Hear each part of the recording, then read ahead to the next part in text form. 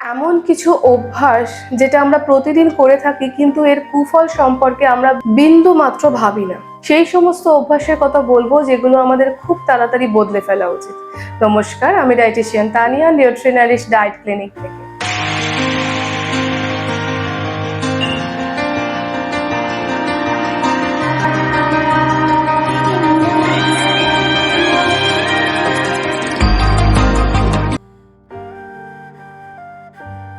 সকালে ঘুম থেকে উঠেই ফোনের দিকে দেখা, এটা প্রায় অনেকেরই অভ্যাস। সকাল সকাল ফোনটা চেক করে নেওয়া, কি মেসেজ এসছে, কি স্টোরি এসছে। কিন্তু এটা যদি দীর্ঘদিন হতে থাকে তাহলে আমাদের শরীরে কর্টিজল বেড়ে যায়। কর্টিজল মানে যেটাকে স্ট্রেস হরমোন বলা হয়। কাজেই যতই হরমোন বাড়ে শরীরে তত স্ট্রেস বাড়ে। এই অভ্যাসটা বদলে ফেলা উচিত। ঘুম থেকে উঠে দিনের প্রথম খাবার অনেকেই চাকে বেছে নেয়, যে চা সারাদিনের অ্যাসিডিটির কারণ হতে পারে। দিনের প্রথম খাবার হিসাবে চায়ের বদলে অন্য কোনো স্বাস্থ্যকর পানীয় খেতে পারেন। জলখাবার বা ব্রেকফাস্ট অনেকেই অতিরিক্ত চিনিযুক্ত বা কম পুষ্টিগুণ সম্পন্ন খেয়ে থাকেন।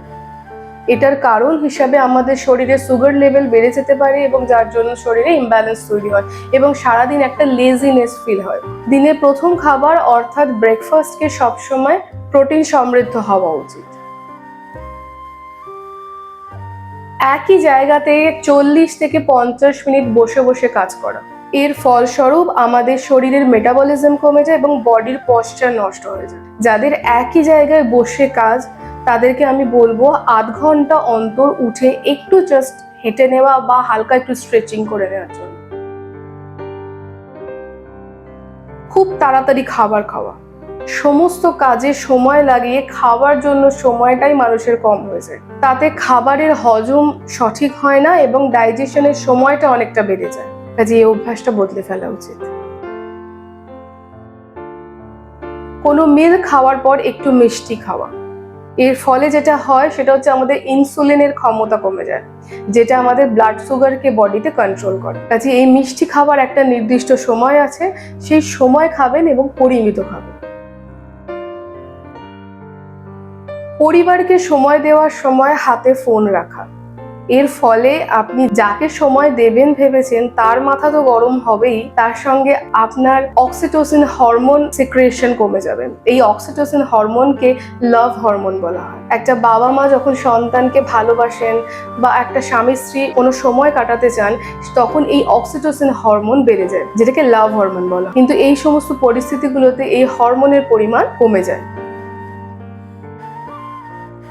খেতে খেতে কন্টিনিউয়াস জল খাওয়া, এর ফলে কি হয়, আমাদের যে গ্যাস্ট্রিক অ্যাসিডটা ক্ষরিত হয়, যেটা আমাদের খাবারকে ডাইজেশনে হেল্প করে, সেটা অনেকটা ডাইলিউটেড হয়ে যায়। অর্থাৎ এটার ক্ষমতা অনেক কমে যায় এবং হজম সঠিকভাবে হয় না।